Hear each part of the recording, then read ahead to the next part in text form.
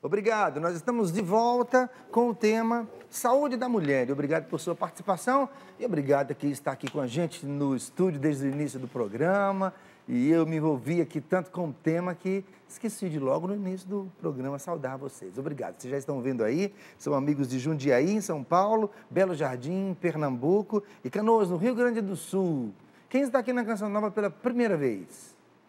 Já vieram outras vezes? Coisa boa. Então, Obrigada. primeira vez vocês? Cinco vezes. Amor, pode dizer que eu sou 5 vezes. 4ª vez. Que bom, já sabem que a casa é de vocês. Muito obrigado. E desejo que aproveitem bastante desse tempo aqui na Canção Nova. É sempre um tempo para um retiro pessoal. Tempos, inclusive, entre um evento e outro, são tempos muito propícios, que as pessoas têm aproveitado bastante. Obrigado por estarem aqui com a gente também. Eu sigo com o tema do programa, trazendo esta pergunta à pessoa. Eu não vou identificá-la, não, por conta do conteúdo da pergunta. Ela é de Tocantins, doutora Priscila. Ela diz, já há algum tempo, 1 ano e meio aproximadamente, eu tenho notado alterações no meu organismo, principalmente na parte psicológica, ao se aproximar a minha menstruação. Eu sinto muita tristeza, falta de ânimo, choro constante. Às vezes um sentimento de isolamento, não quero ver e principalmente falar com ninguém, ignoro as pessoas.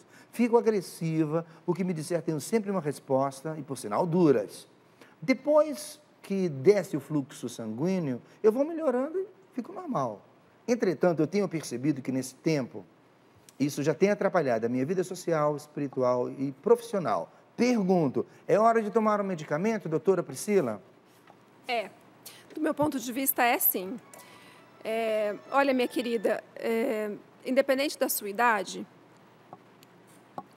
transtorno pré-menstrual, toda mulher que estiver me ouvindo sabe que quase todas nós temos. Algumas têm a infinita sorte de não ter, mas a grande maioria das mulheres tem. E é justamente por causa da oscilação dos hormônios que nós temos durante o ciclo menstrual.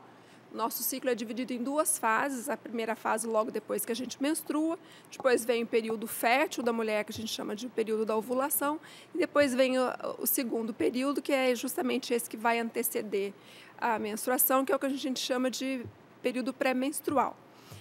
Existe uma diferença entre a tensão pré-menstrual e o transtorno disfórico pré-menstrual.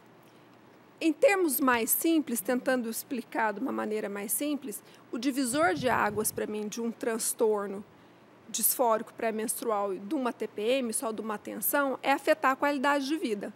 Então, os sintomas que você está tendo são muito duros. Além do que você sente que é muito ruim para você, está atrapalhando o teu rendimento, a tua vida social, espiritual e profissional. Então, a partir do momento... Não tem um exame, não é, por exemplo, como um hipotireoidismo que eu doso o TSH, se está alto eu dou remédio e pronto. É muito mais simples. As doenças de esfera de sistema nervoso central, psicológicas, psiquiátricas, a gente não tem essa exatidão. Então, eu criei um divisor que eu sigo na clínica, que é assim, está afetando a tua vida, está afetando o teu trabalho, está afetando o teu relacionamento, tem que tratar. Você está de parabéns porque você está extremamente lúcida. Eu acho que só de você chegar, fazer essa autoavaliação, fazer essa crítica, de perceber tanto o dano que está causando, não só a você, mas que está causando as pessoas que estão ao seu redor, isso justifica você procurar ajuda. Agora, além da medicação, tem outras coisas que são importantes, que podem estar te ajudando nesse período. Por exemplo, tomar muita água, atividade física, evitar alimentos que contenham muita cafeína,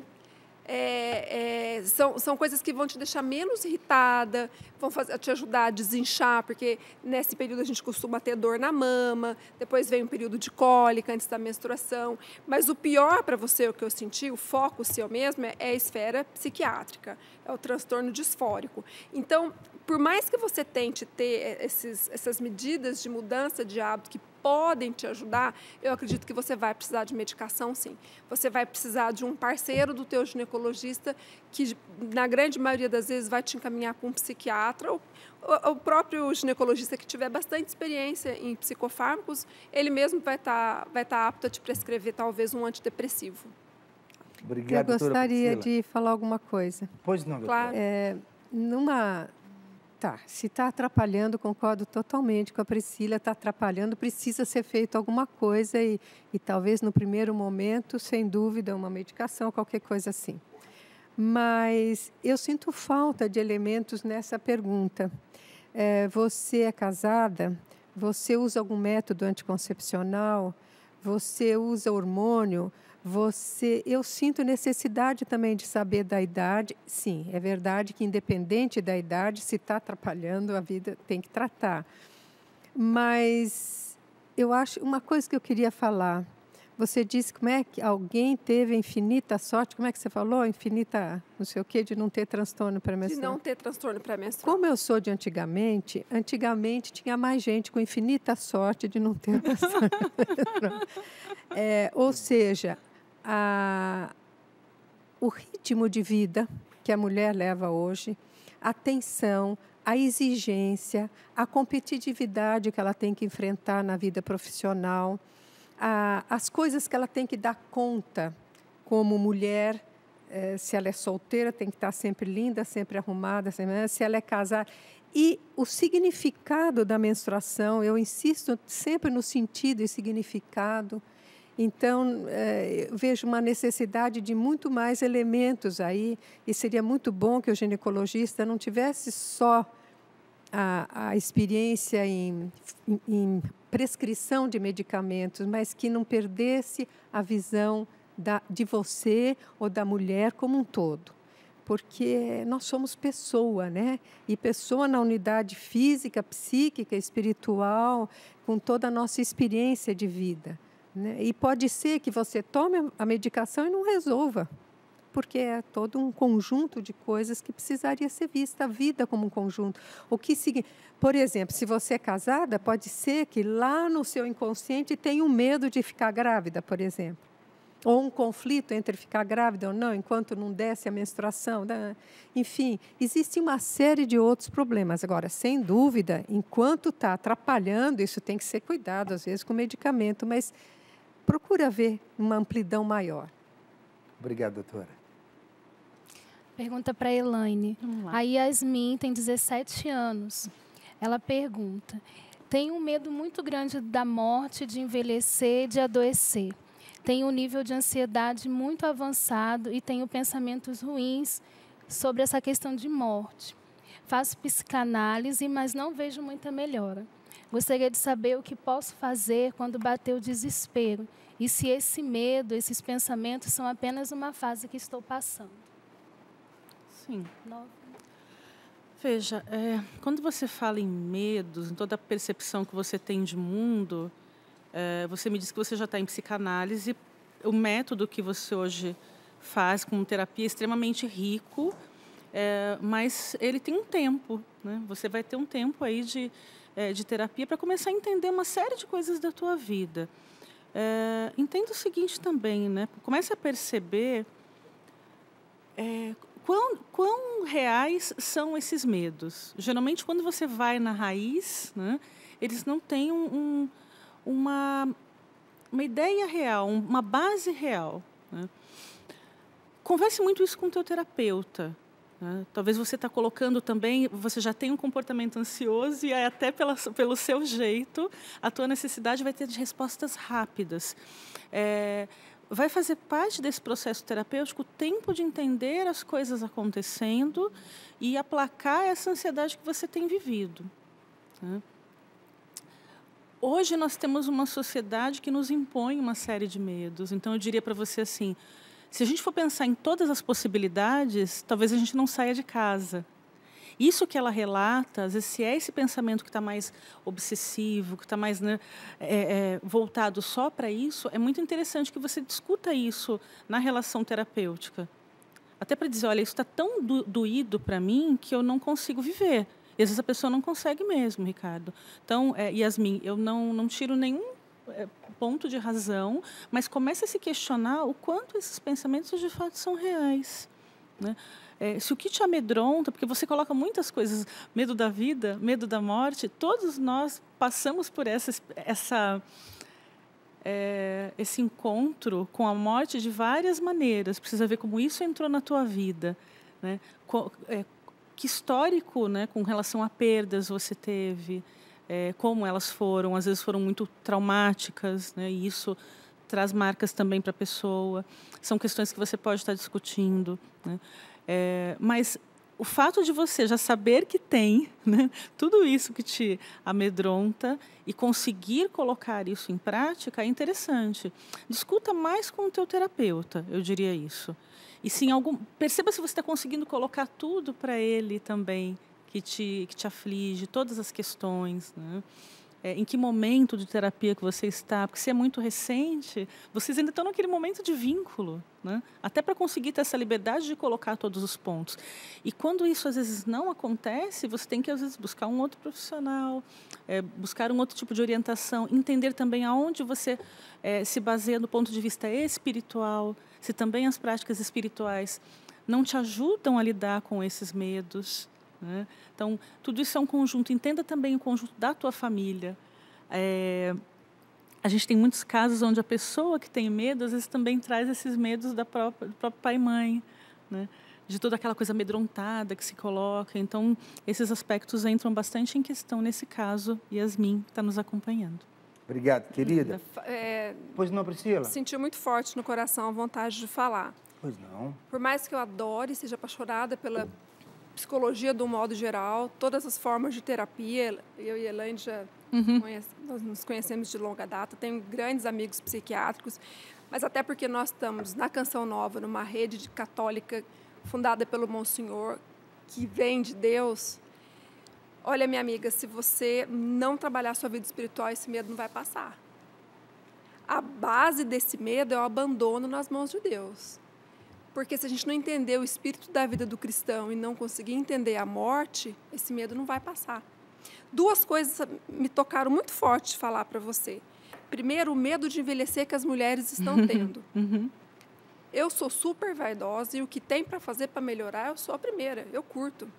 Se tem um creme bom para a pele, se não vamos tomar sol, vamos usar protetor solar, se tem um shampoo que dá um brilho bonito no cabelo, vamos fazer atividade física, não só pela saúde física, mas para se sentir mais bonita. Acho que tudo isso é muito válido, mas nós vamos envelhecer. A gente tem que ter a maturidade de ver que vai ter ruga, que vai ter flacidez, que vai ter gordura localizada, mas isso não é o mais importante. O mais importante está aqui dentro, né? O essencial é invisível aos olhos. Já dizia o Exupéry do Pequeno Príncipe. Não tem jeito. Se entrega na mão de Deus. E a segunda coisa eu estava assistindo o Dr. Roque Savioli falando sábado de manhã de depressão, e ele falou uma coisa muito verdadeira. O ansioso tem medo do futuro. Então, ele não vive o presente. Então, o que está acontecendo com você? Você está ficando extremamente preocupada, com medo de adoecer, de envelhecer, e não está conseguindo viver o presente. A cada dia basta a sua preocupação. Viva hoje. Isso é difícil. É um exercício diário. E a vida espiritual é que nem a academia. Não adianta no primeiro dia querer pegar 30 quilos, 20 quilos. A vida na fé é um caminho. Então, assim, junto com essa psicanálise que você está fazendo, se precisar de medicação, vai tomar medicação, vamos fazer atividade física, mas alimenta a sua vida espiritual. Procure um padre, se você é católica, ou mesmo nossos irmãos de outras religiões. Faça uma boa confissão. Peça perdão de tanto medo. Medo não vem de Deus. Eu converso muito isso com meu pai, porque todos nós temos medo. Quem não tem medo? A gente tem que ter um conselheiro espiritual para ajudar, porque isso melhora, isso passa, mas a gente precisa casar a ciência e a fé. Então, desculpe interromper, mas eu senti muito forte no meu coração. Mas então vamos fazer uma mesa redonda. Eu também queria falar alguma coisa. Porque é muito sofrido, né? O que ela está vivendo. Porque eu também anotei duas coisas que, quando a Fernanda leu, que me chamaram a atenção. Tenho medo de envelhecer, e ela é adolescente, né? 17 anos. 17 anos. E medo de tudo. Então, eu queria, assim, concordar totalmente com você, Priscila, e lógico, com você também, Helena, mas claro, assim, no sentido de ampliar a visão de novo, dizendo o seguinte: nós não podemos negar que temos uma influência muito grande da sociedade e da cultura. A cultura hoje é de consumo, e consumo de aparência, de idade jovem, embora agora as novelas tenham apresentado namoros entre os mais velhos e tal, mas, no fundo, todo mundo parece assim que o sucesso está ligado à estética e à juventude. E, por outro lado, constantemente nós estamos cercados por notícias de violência, e notícias de violências absurdas, né? E agora até vamos aproveitar, até na nossa intenção, nos unirmos aos cristãos que estão sendo perseguidos, decapitados, mortos, né, no Oriente e tal. Quer dizer, nós estamos assim rodeados por uma violência gratuita, né, que pode não ser uma doença pessoal, mas parece que é uma doença da época, a ansiedade que vem do medo também, né? E algumas pessoas são mais sensíveis, reagem mais. Agora, a solução, tá certo? Tem tudo isso, daí eu concordo totalmente com a Priscila. A idade, eu pensava que eu não ia chegar nem aos 20, agora já passei de 3 vezes mais. Quer dizer, a idade vai nos dando, à medida que a gente caminha, a idade vai nos dando o sentido da própria idade. E tem uma beleza em cada idade, né?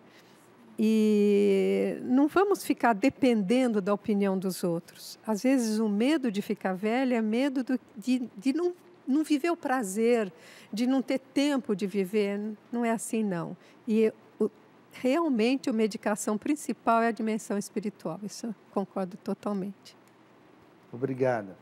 Muito obrigado. Eu fiquei inicialmente aqui, de fato, escutando com admiração imensa, que eu fiquei pensando aqui, olha só, doutora Priscila, fazendo aqui direção espiritual. Tem escola, né? Tem escola da fé lá em casa, né? Desde criança. Coisa boa, muito obrigado, doutora. Graças a Deus. Muito obrigado. Doutora Elizabeth, a Letícia tem 21 anos e pergunta: se não tomar anticoncepcional, não menstruo, o que pode estar acontecendo? Eu quase já passo direto para a Priscila, né? Ela já fez ultrassom, sabe se tem ovário policístico. Quando ela toma o anticoncepcional, ela menstrua, fez dosagem hormonal, isso aí tudo depende de uma série de coisas. Eu vou passar essa pergunta para a Priscila, mas vou falar uma coisa antes que eu esqueci. Eu comecei a falar da idade porque eu queria falar com os nossos telespectadores, com quem está aí ouvindo, do problema da menopausa. Por isso que eu peguei também para falar e esqueci. A idade não quer dizer que a vida muda e a vida acaba. E muitas mulheres acham que com a menopausa e com a idade acaba inclusive a vida conjugal, a vida sexual. Não, ela pode mudar na sua maneira de manifestar, mas tem que ser vivido com toda a intensidade a vida conjugal. E lembrando a mesma coisa, pode ter influência do hormônio, sim, da quantidade de hormônio no entusiasmo para ter a relação sexual. Mas eu insisto na mesma coisa que eu falei antes. Tomar uma medicação e, à custa da medicação, ter vontade, ter libido, vontade de ter relação sexual, é pouco. Não é esse o sentido só do ato sexual. Eu lembro quantas pacientes que eu recebi diziam, pois eu fui ao médico e disse que eu não devia ter algo errado, porque eu tinha que ter vontade de ter relação. Então, assiste um filme pornográfico, vai num motel. Não, o sentido, eu quero insistir, o sentido do ato sexual é a abertura e a doação, um para o outro. E quando se vai, sabendo que se vive uma realização de um mandato vocacional, ser imagem e semelhança de Deus, sendo homem e mulher. Então, isso aconteça na menopausa, em qualquer idade. Então, tudo que nós estamos falando aqui de medicação, etc., é importante, mas é pouco. Para nós cristãos é pouco. E a pergunta por que não menstrua, eu passo para você, Priscila. Obrigado, doutora. Priscila, por favor. Eu vou resumir, completando o último adendo da doutora Elizabeth. Eu acho importante fazer um alerta com essa questão da libido. a senhora já deu uma explicação completa do ser humano em si. Aqui é um alerta mesmo. Pessoas usando hormônio masculino, mulheres, vamos ser claros, mulheres usando hormônio masculino para ter melhora da libido do desejo sexual. É um perigo, não pode ser usado via oral, é tóxico para o fígado. Infelizmente, eu tenho visto prescrição de colegas, na grande maioria das vezes não endocrinologistas, de hormônio masculino via subcutâneo, via oral. Isso é um alerta, fica aqui que isso é proibido, tá? E como a doutora Elizabeth já explicou brilhantemente, não é isso que vai te resolver, tá? Deus nos fez com uma quantidade de hormônio masculino menor, porque a natureza é perfeita, a gente funciona muito bem assim, tá? Então, não vou discutir essa questão, é só para fazer um alerta, tá? Com relação ao ovário, ela tem 21 anos e não menstrua sem tomar anticoncepcional, já deve ter passado por uma série de dosagens de hormônios, de prolactina, hormônios outros que fazem com que a mulher não menstrue. Mas você mesma já me respondeu, porque se toma o anticoncepcional, menstrua, e não toma, não menstrua, mais de 90% das vezes, e principalmente com 21 anos, que é a idade auge que aparece os múltiplos cistos nos ovários, que faz com que a mulher tenha ciclos anovulatórios, que é essa questão de não menstruar, você deve ter o ovário micropolicístico. O ovário micropolicístico, ele se divide em 2 grandes grupos, não dá para explicar aqui agora. Uma parte desse grupo a gente não sabe por quê que acontece, é um estímulo de um hormônio da hipófise, chamado LH, que vai estimular demais o ovário e vai ter essa hipersecreção. E mais ou menos a outra metade é aquela questão da resistência insulínica que eu citei bem no começo do programa. Então, procura... tem alguns ginecologistas que já têm essa abordagem endocrinológica junto, mas a melhor coisa que tem é a equipe multidisciplinar. A melhor coisa que tem é tratar junto com o ginecologista, o endocrinologista e o ginecologista junto a essa paciente. Tem resultado, tem tratamento, fique tranquila. Obrigado, querida. Tá? Minha gente, é o seguinte, quero contar para você que Eliana e eu estaremos fazendo a direção espiritual de 3 peregrinações deste ano. Eu já queria contar para você sobre estas peregrinações. Uma será em julho para Itália e Medjugorje, saída no dia 27 de julho. Essa é a próxima peregrinação. No mês de outubro, nós iremos para a França e para a Polônia, numa peregrinação seguindo a espiritualidade de João Paulo II, Santa Faustina e as aparições de Jesus misericordioso. Essa é em outubro, a partir do dia 8 de outubro. E em dezembro nós vamos, graças a Deus, passar o Natal na Terra Santa e desta vez indo por Portugal. Passamos uns dias em Portugal, especialmente Fátima, e depois seguimos para Jerusalém, e estaremos no dia 24 de dezembro na Palestina, vivendo o Natal. São essas 3 peregrinações. Daqui a pouquinho, na minha página no Facebook, eu vou contar para você mais detalhes. O endereço é facebook.com/RicardoSá-CN. Nós chegamos ao final do nosso programa, doutora Elizabeth, muito obrigado mais uma vez. Obrigado, Fernanda, Priscila, obrigado. Aniversariante do dia. Muito obrigado. Obrigada. Deus lhe abençoe. Amém. Parabéns. Obrigada. Parabéns mesmo. Obrigada. Tem um montão de recado aqui, viu? Coisa boa, Obrigadão. Celebre. Depois, Fernanda, você manda os outros recados para a Elaine. A você um abraço muito querido, uma gratidão imensa. Você participando aqui deste programa e com certeza de outros em nossa programação, já entendeu que o melhor que acontece aqui na Canção Nova é você presente aqui com a gente. Sinceramente, muito obrigado. Um grande abraço e até o nosso próximo programa.